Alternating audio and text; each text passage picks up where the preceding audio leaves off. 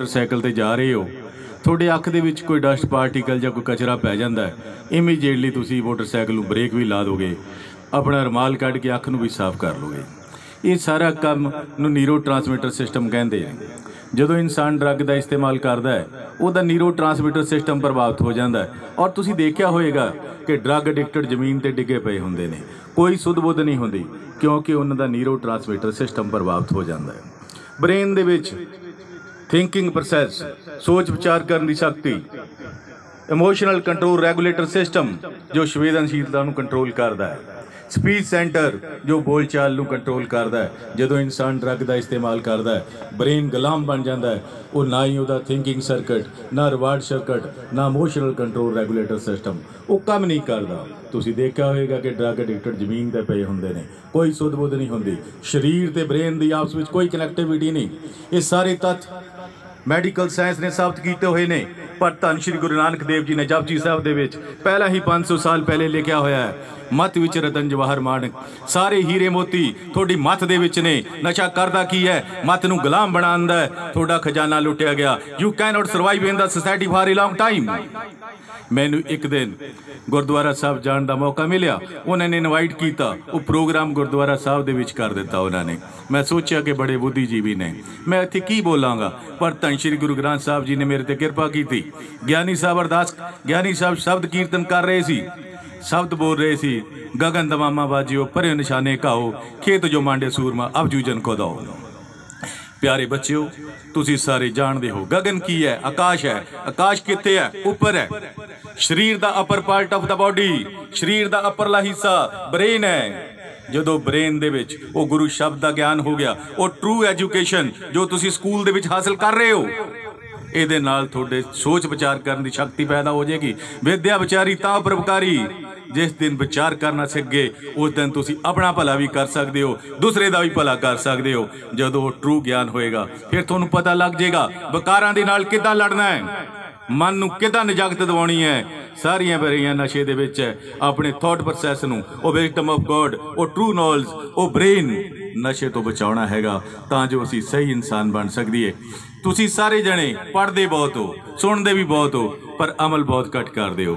अरदास भी आपां हर रोज़ करते हैं, उहदे विच लिखिया हुंदा है, पढ़ते भी हैं, सिखां दा मन नीवा मत उची मत पत का राखा वाहिगुरू।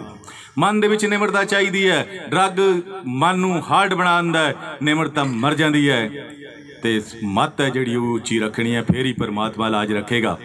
इस करके मत नूं अपने ब्रेन नूं ड्रग तो बना के बचा के रखना है। प्यारे बच्चों, बड़ी खुशी की गल है कि तुसी स्पोर्ट्स दे विच हिस्सा लै रहे हो।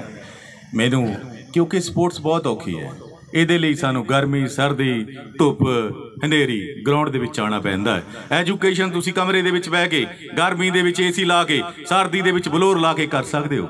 ਇਹ ਵਰਕ ਹਾਰਡ ਹੈ। ਜਿਹੜੇ ਸਪੋਰਟਸ ਵਾਲੇ ਨੇ ਉਹ ਮਨ ਦੇ ਬੜੇ ਸਟਰੋਂਗ ਹੁੰਦੇ ਨੇ, ਕੰਪੀਟੀਸ਼ਨ ਦੀ ਭਾਵਨਾ ਪੈਦਾ ਹੁੰਦੀ ਹੈ। ਇਸ ਕਰਕੇ ਕੰਪੀਟੀਸ਼ਨ ਦੇ ਨਾਲ ਸਾਰਾ ਕੁਝ ਹਾਸਲ ਕੀਤਾ ਜਾ ਸਕਦਾ। ड्रग के होर की नुकसान ने? समाज के नुकसान, सोशल लॉस। जो ड्रग एडिक्टर पेरेंट्स ने, उन्होंने घर ड्रग बेबी पैदा होंदे ने, उन्हों की की पछाण है? अपर लिप्स पतला होंदा है, सिर छोटा होंदा है, बोलन देर नाल लगते हैं, उनके दिल दे विच हार्ट दे विच होल हो सकता है, पक्के तौर पर नुक्स हो सकता है, अखां घट खुलदियां, उच्ची सुनता है। ये तो बड़ी होर बदकिस्मती की हो सकती है। बच्चा मंगया सी तंदुरुस्त, डिलीवर किया परमानेंट रोगी, आपे रोग लाने आपे देनियां दवावां, इलाज भी बहुत कराए, दवावां भी बहुत मंगियां, पर गल नहीं बनी। इस करके प्यारे बच्चों, जेकर तुसी तुहाडे पेरेंट्स घर दे विच शराब पी रहे हैं, वो तुहानूं नहीं रोक सकते। इसलिए पेरेंट्स नूं ब्रांड एंबैसडर बनना चाहिए तां जो बच्चे उन्होंने देख के सीखण कि चंगे काम किस तरह करने ने। होर नुकसान की है? पैसे का नुकसान, इलाज बड़े महंगे ने। आर्थिक नुकसान, हैल्थ का नुकसान, करैक्टर का नुकसान। जो मैं नॉन मैडिकल दे विच पढ़दा हुंदा सी, एक पोएम दियां कुछ मैनूं लाइनां याद ने जिहदे विच लिखिया होया सी, जेकर पैसे का नुकसान हो जाए समझ लेना कि कुछ नुकसान नहीं होया, जेकर सेहत का नुकसान हो गया समझ लेना कुछ ना कुछ नुकसान होया, जेकर करैक्टर का नुकसान हो गया समझ लेना कि बेड़ा गर्क हो गया। नशा करदा की है, ये तिन्ने चीज़ों डिस्ट्रॉय कर दिंदा and therefore you can not survive in the society for a long time. इन्हां तिन्नां चों बचना हैगा तुसीं। होर की नुकसान है? धार्मिक जिंदगी का नुकसान है। मैं गुरु ग्रंथ साहब नूं कई बार पढ़िया है, विच लिखिया होया है भांग मछली सुरा पान जो प्राणी खाए, तीर्थ वर्त नेम किए सभी रसा तल जाए। जो इंसान नशे का इस्तेमाल करता है वो किन्ने तीर्थ वर्त कांड कर्म कांड कर ले, ਉਹਦਾ कोई फायदा नहीं।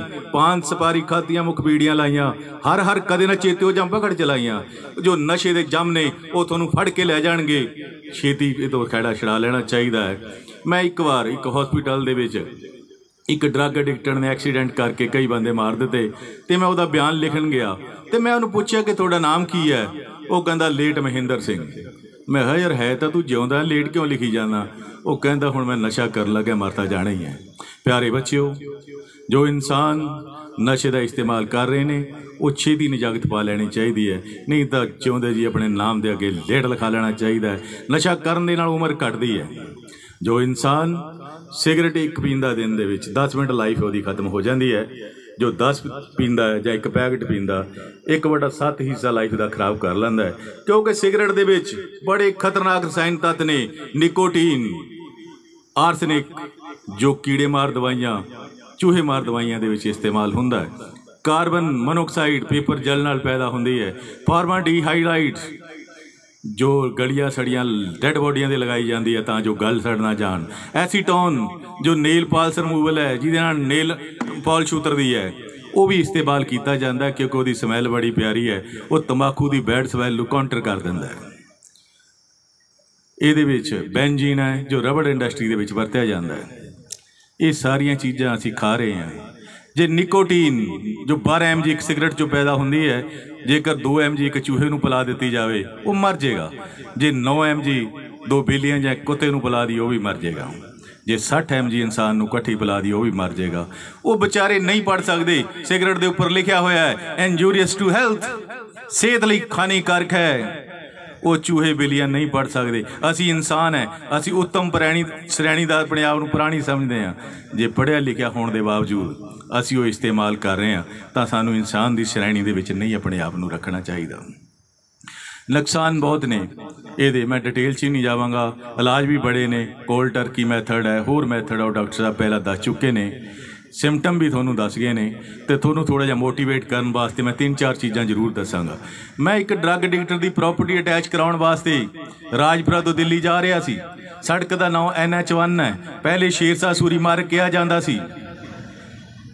वो 5 साल दे विच राजे ने सड़क बनाई दिल्ली टू लाहौर, लाहौर अगे जाके कलकत्ते तक गई। वो राजे ने 5 साल लई काम किया। ये 5 साल दे विच किदां काम किया जा सकता है जदों कि गुलामां तो काम लिया जाता सी। उन्हें मुगल सरायां बनाईयां, लोगों वास्ते दरख्त लाए, पानी ले खूह पटाए गए। इंटरनेट का जमाना हैगा। प्यारे बच्चों, चंगा देखिया करो, चंगा सुनिया करो, चंगा खाया करो, चंगा पहनिया करो, थोड़ा थॉट प्रोसैस आप ही सही हो जाएगा। You can only get the your success.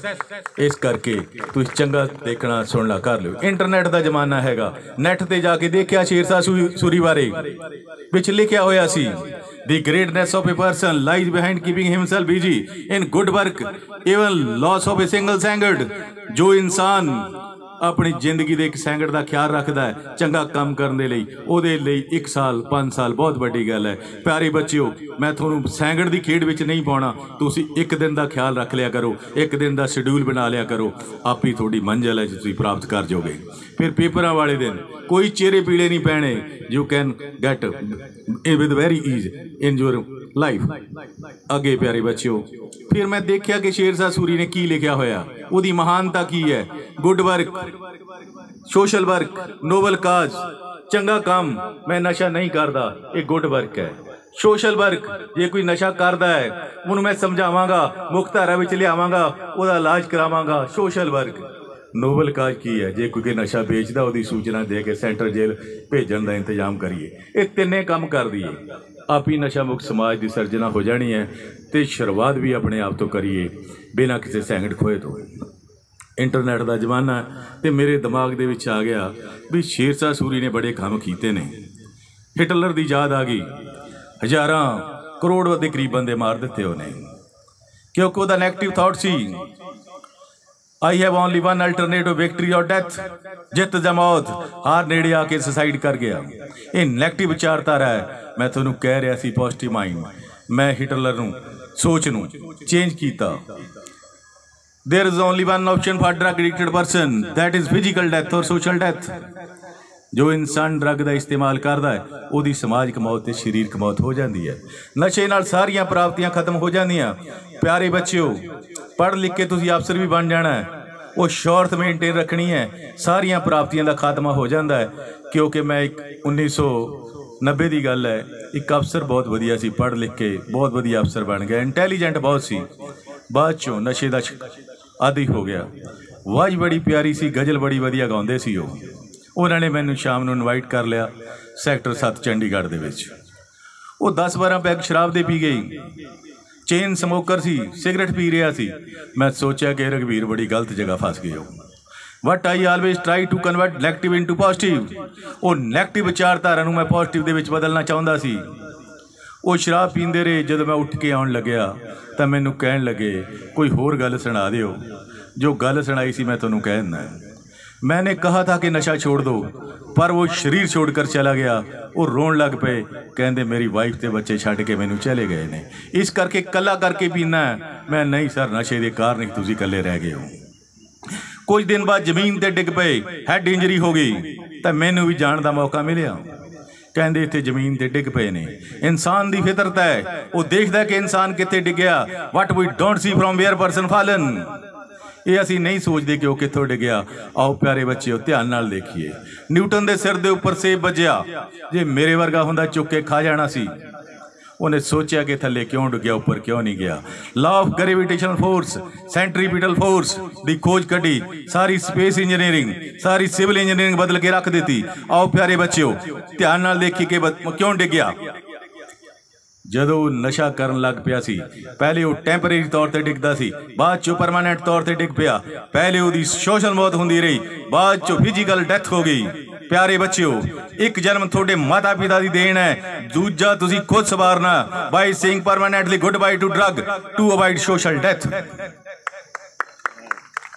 प्यारे बच्चों, मैं गल कर रहा सी इमोशनल कंट्रोल रेगुलेटर सिस्टम की।